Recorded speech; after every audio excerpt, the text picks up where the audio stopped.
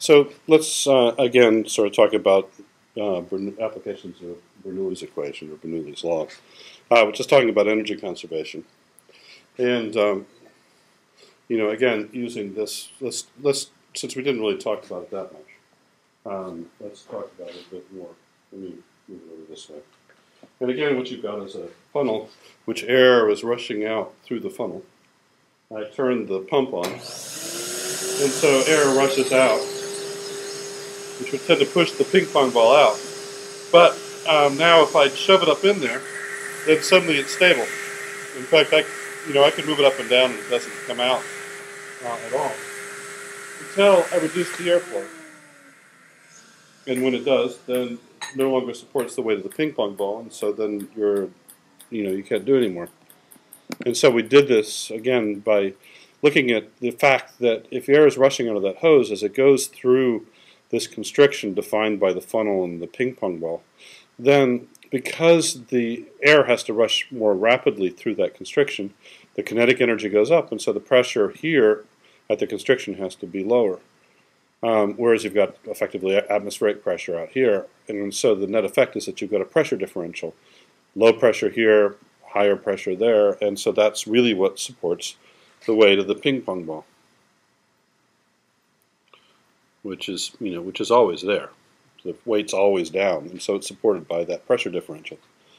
Now, you can get the same thing, or a similar sort of thing, understanding, say, here. Let's, which is completely relevant because we're supposed to be talking in problem set 4.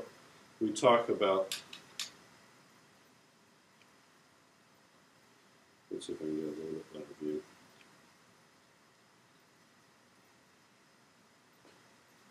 Move it over this way.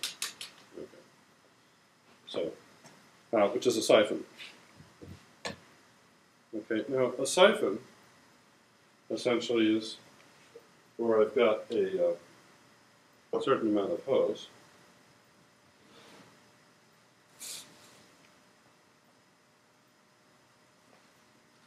And what I want to do is I want to be able to pull water. Say you're stuck at the edge of the road, some night, and you're out of gas, and you have some place where you can get some gas, but you need to be able to get access to it. Well, a siphon works exactly like this.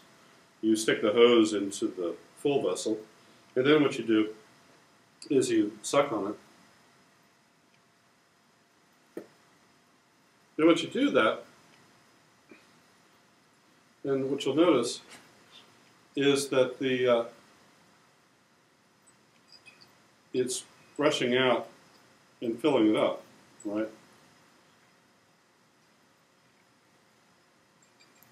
Because it just forces it out. So in other words, if I were to sit here a while, I could essentially drain the liquid. I think you guys can see that. It's just pouring out of there. Let's see if I can get a little bit better view. It's a little bit problematic, right? But let's just look at the beaker down here. And what you notice is that the water is rushing out, and it continues to rush out, and as it does it, essentially the liquid level on the big one is actually reducing. And if I just left it there, it would essentially drain out everything. So how do you actually understand it? In fact, if I were to look at it here,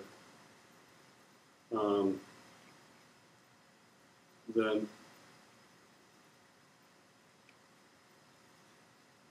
what you have is that the liquid level goes down, water flows up through, and then eventually just drains out. In fact, let's just sort of let it run for a while. So, how do you understand this? Well, let's go back to here, and let me get rid of this.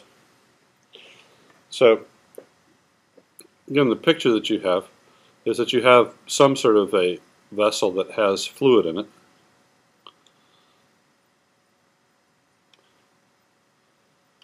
And what you have is a tube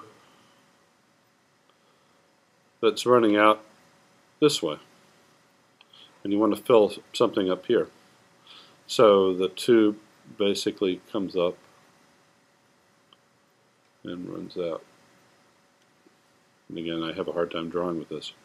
So the idea is that the velocity of the liquid in the tube is a constant, right? Because water is incompressible. And so what that means is that the kinetic energy actually for all the water that's inside the tube has to be a constant. At the top, you've got atmospheric pressure because the air is pushing down, on the top surface of the water. And so what that means, though, is that if you looked at, Bernoulli's equation, then what you have is the kinetic energy term, and they've got a potential energy term. Okay. And so the point is that this always just stays the same. It's always the kinetic energy term. This one never changes, right?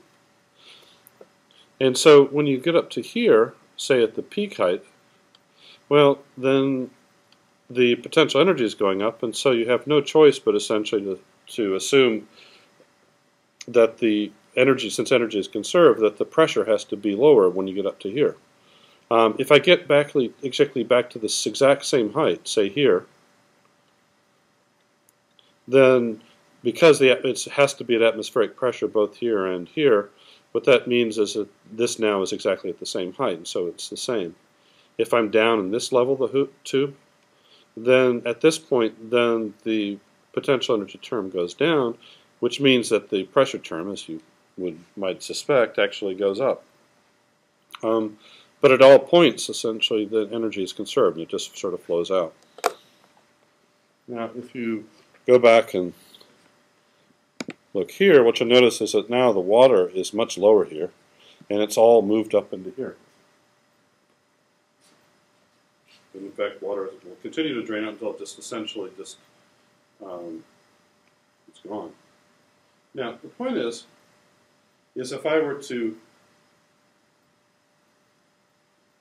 put the, I think I can see it here, is that now what I'm doing is that I've now put the water up here. It will gradually, so if I'm above the level, it will reverse its direction and everything else will be the same. As long as you've got basically no air gaps in this continuous water, then water falls. You can see basically that the higher I get it up, then the faster it runs down. And now it's filling it up again. So as long as I've got this one up here, it will flow the other direction. And it will refill it up again. If I go down to here, then it goes the other direction.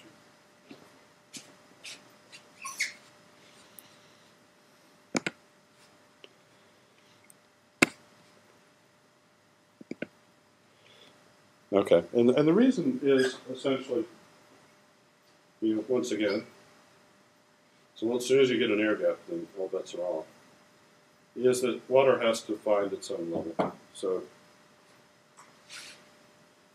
it's driven by pressure differentials. But the idea is that if I have something really complicated, some complicated configuration of water, water will always essentially find its own level. So in other words, if I look through here,